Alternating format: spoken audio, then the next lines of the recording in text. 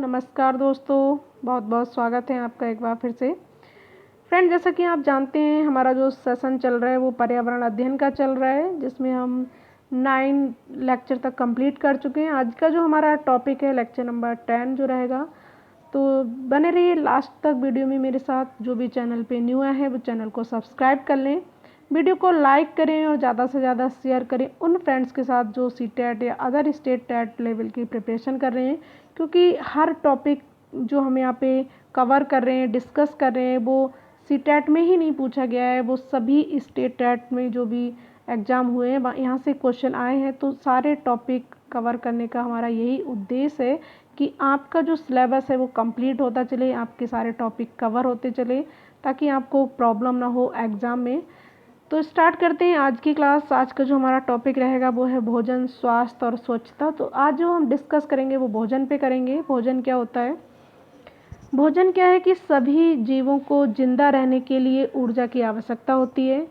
अगर जीवों को ऊर्जा नहीं मिलेगी तो उनकी मृत्यु हो जाएगी। सभी जीवों को ऊर्जा उनके भोजन से मिलती है, अर्थात भोजन वह खाद्य पदार्थ है जो जीवों को ऊर्जा प्रदान करता है। भोजन क्या है? भोजन वह खाद्य पदार्थ है जो जीवों को ऊर्जा प्रदान करता है, क्योंकि हमें जिंदा रहना है तो हमें ऊर्जा चाहिए हमारे शरीर के लिए। और ऊर्जा हमें किससे मिलती है? जो पृथ्वी पर जो पौधे हैं वो भोजन का निर्माण करते हैं। सभी जीवों को प्रत्यक्ष या अप्रत्यक्ष रूप से जो भोजन है वो पौधों से ही मिलता है। भोजन प्राप्त करने के आधार पर जो जीव है वो निम्न प्रकार के हैं, जैसे शाकाहारी। शाकाहारी क्या होते हैं? ये वो जीव हैं जो केवल पौधे या पौधों के किसी भाग को खाते हैं। इसमें आता है आपके गाय, बैल, बकरी, हाथी आदि। नेक्स्ट है मांसाहारी की बात करें, ये वह जीव हैं जो जानवरों के मांस को खाते हैं, जैसे शेर, बाघ, लोमड़ी, तेंदुआ, मेंढक, छिपकली, चील। ये मांसाहारी जीव हैं, ये दूसरे जानवरों के मांस को खाते हैं, ये जानवरों का शिकार करके खाते हैं। गिद्ध जो है वो सिर्फ मरे हुए जानवरों को खाता है, इसलिए इसे मृतोपजीवी या स्कैवेंजर कहते हैं। अन्य मृतोपजीवी जीव हैं सियार, जीवाणु, कवक। इंपॉर्टेंट रहेगा, क्वेश्चन पूछा जा चुका है। स्कैवेंजर किसे कहते हैं? तो गिद्ध को कहते हैं।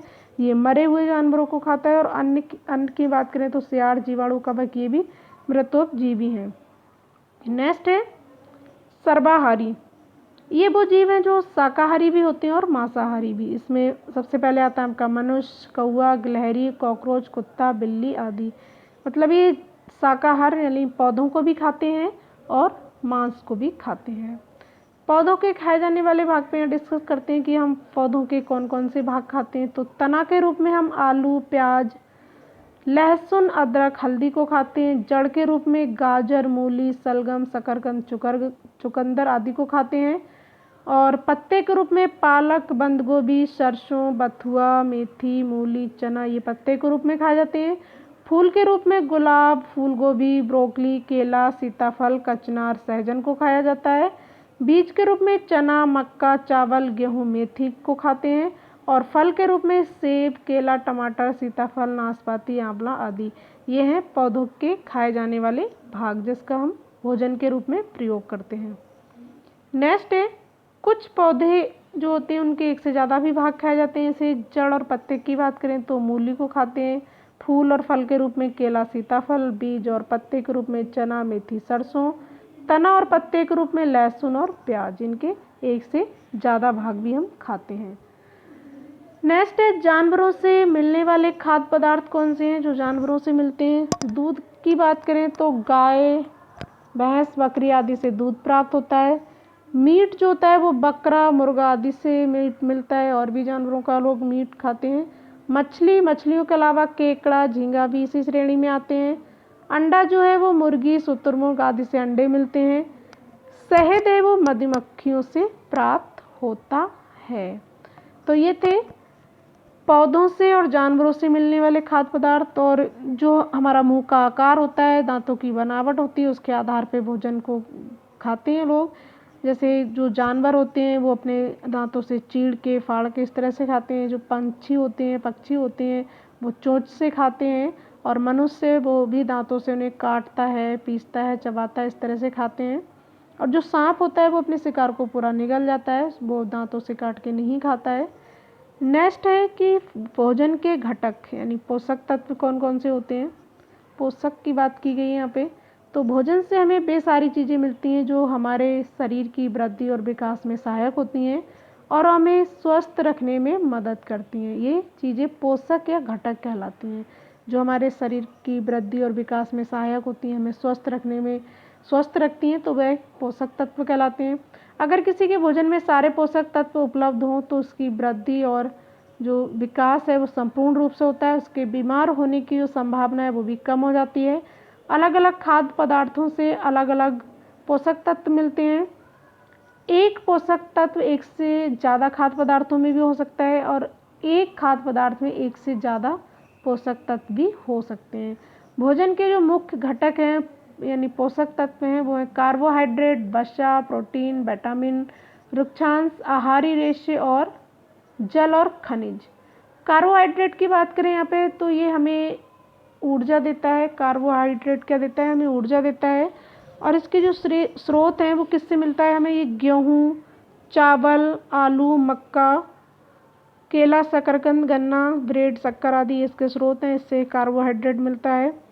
वसा इसका ये कार्य है, ये भी हमें ऊर्जा देता है। ये कार्बोहाइड्रेट से दुगनी ऊर्जा देता है। ये हमारे शरीर के लिए घात रोगी आवरण प्रदान करता है, अर्थात हमारे जो अंग है उनके बाहरी झटकों से बचाता है। कौन? वसा। और ये किससे मिलता है हमें? दूध, पनीर, मक्खन, घी, अंडा, मीट, मछली, बादाम, मूंगफली, अखरोट आदि से प्राप्त होता है। प्रोटीन का कार्य है ये हमारे शरीर की वृद्धि में मदद करता है और ये कोशिकाओं के पुनर्निर्माण में मदद करता है। कौन? प्रोटीन। इसके जो स्रोत हैं वो है दूध, मीट, अंडा, मछली, दालें, सोयाबीन, मटर, पनीर आदि। और सबसे ज़्यादा जो प्रोटीन है वो सोयाबीन में पाया जाता है। नेक्स्ट है विटामिन। ये रोगों से हमारी रक्षा करते हैं और ये हमें फल, सब्जियां, दूध, अंडा, मछली आदि से प्राप्त होते हैं। रुक्षांश यानी आहारी रेशे, यहाँ पे आहारी रेशे नहीं होगा, सॉरी, आहारी रेशे, ये क्या होते हैं? ये पाचन क्रिया में मदद करते हैं और जो बिना पचा हुआ भोजन है उसको बाहर निकालते हैं। और ये हमें किससे प्राप्त होते हैं? साबुत अनाज, छिलके वाली दालें, ताज़े फल, सब्जियां आदि से प्राप्त होते हैं। जल और खनिज की यहाँ पे बात करें तो इसका कार्य है शरीर के अंदर पोषक तत्वों को अवशोषित करना। ये शरीर से अपशिष्ट पदार्थों को बाहर निकालने में मदद करता है। जल शरीर के तापमान को नियंत्रित करता है। खनिज रोगों से हमारी रक्षा करते हैं। और ये किससे प्राप्त होते हैं? ये जल, चाय, दूध, तरी वाली सब्जियां आदि से प्राप्त होते हैं। संतुलित आहार की बात करते हैं। संतुलित आहार या संतुलित भोजन क्या है? वह भोजन जिसमें सभी पोषक उचित मात्रा में जितनी एक आयु वर्ग के मनुष्य को चाहिए उपलब्ध हो तो वह आहार संतुलित आहार कहलाता है। संतुलित आहार किसे कहा जाता है? वह भोजन जिसमें सभी पोषक उचित मात्रा में यानी जितनी एक आयु वर्ग के जो मनुष्य है उसे चाहिए उसमें उपलब्ध होते हैं तो वह संतुलित आहार कहा जाता है, उसे कहा जाता है।